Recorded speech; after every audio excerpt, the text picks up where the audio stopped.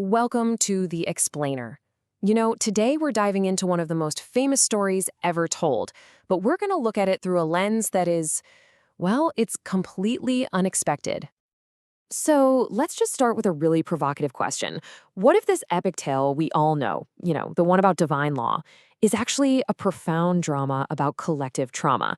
What if it's really about the birth of a society's psyche? I mean, we all know the basic plot points, right? Moses, Mount Sinai, the commandments. But what happens when you apply the tools of the psychoanalyst Jacques Lacan? Well, the whole story just transforms. It becomes this incredible allegory for how the human mind itself is actually structured. Okay, let's get into it. To really unlock this interpretation, first we need to get our heads around three key concepts from Lacan. These are the concepts he used to describe our psychic reality. First up, there's something he called the real. Now, it's absolutely crucial to get this. This is not reality as you and I experience it. The real is the raw, chaotic, traumatic stuff of existence itself. It's a horrifying truth that's so overwhelming we literally can't put it into words or even form a coherent thought about it. It's the void. Next, we have the imaginary. This is the world of images, of ego, of illusions. The classic example is, a baby seeing its reflection in a mirror for the very first time. It sees itself as a whole, complete person, not just this jumble of feelings and limbs. And that comforting, unified self-image, that's the core of the imaginary. And finally, there's the symbolic. This is the big one. It's the whole network of language, laws, and all the social rules that kind of hold our world together. You can almost think of it like a shared operating system for all of us in society. It's everything from the words we speak to the traffic lights we obey. It's the structure that gives our reality meaning and order.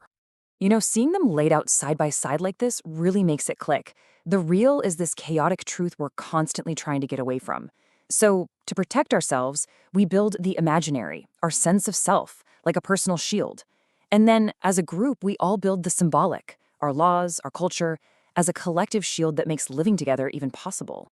All right, so now that we've got our psychoanalytic toolkit, let's turn to Act 1 of this drama, because what happens at Sinai isn't some peaceful meeting with God. No, it is a deeply traumatic encounter.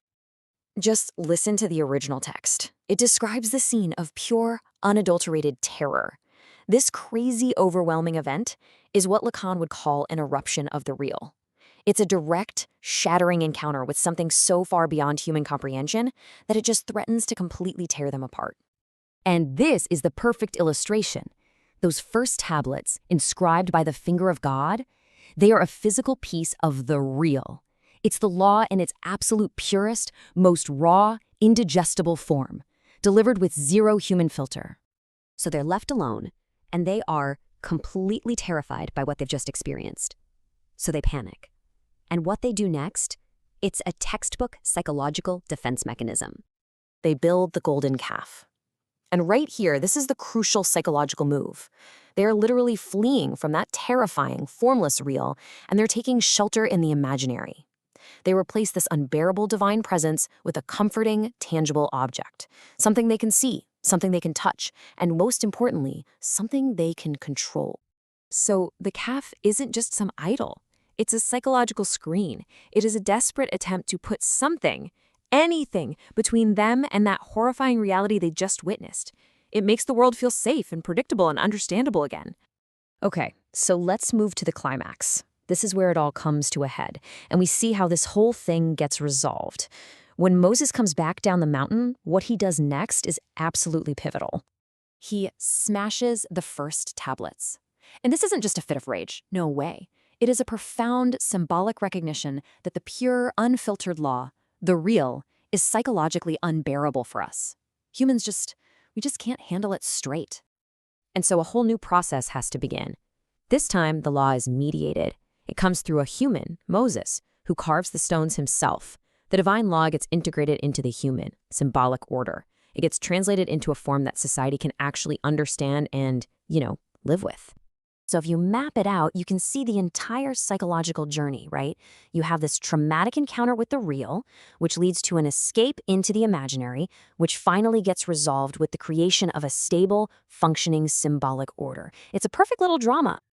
So, the big question is, why should we care? Why does this 3,000-year-old story, read through a 20th century psychoanalytic lens, matter to us today? Well, because this three-act drama isn't just about ancient history, it is an allegory for civilization itself. It basically reveals the fundamental human process. We are constantly faced with a terrifying, chaotic real, and our response, again and again, is to build the symbolic, our laws, our cultures, our shared stories, to make life not just bearable but meaningful. And that really just leaves us with one final thought. This ancient coping mechanism, it is still very, very much with us. So you have to ask yourself, what are the golden calves we create today? What are the comforting illusions we cling to right now to avoid facing the unbearable?